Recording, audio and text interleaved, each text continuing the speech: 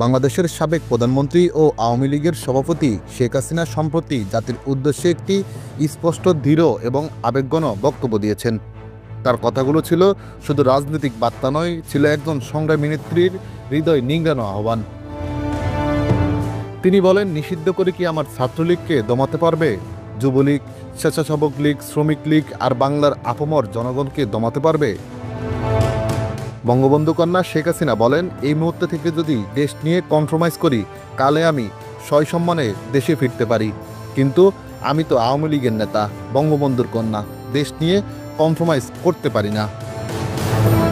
তিনি ডক্টর ইউনূস প্রসঙ্গ টেনে বলেন, ইউনূসের বয়স শেষ, ছেলেমেয়েরা দেশের বাইরে, সে তার শেষ ইচ্ছা পূরণ করতে এসেছে।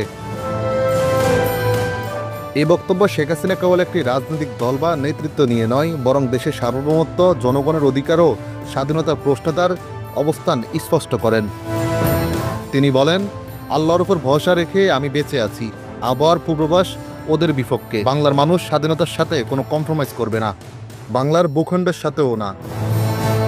বর্তমান প্রেক্ষাপটে দেশের বিভিন্ন ইস্যু যেমন বান্দরবন, সেন্টমার্টিন, পার্বত্য চট্টগ্রাম নিয়ে যেসব ঘটনা ঘটছে তা প্রসঙ্গে শেখ হাসিনা বলেন, আজকের এই সব কিছুর পূর্ণাঙ্গ নাটক শেষ হলে জনগণ আবার আমাকে নিয়ে আসবে। বিজয় আমাদের সুনিশ্চিত, ইনশাআল্লাহ।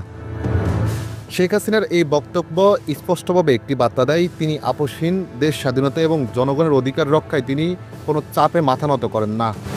এই বার্তা কেবল দলীয় কর্মীদের নয়, গোটা জাতিকে আবারও তার নেতৃত্বের প্রতি আস্থা রাখতে উদ্বুদ্ধ করে।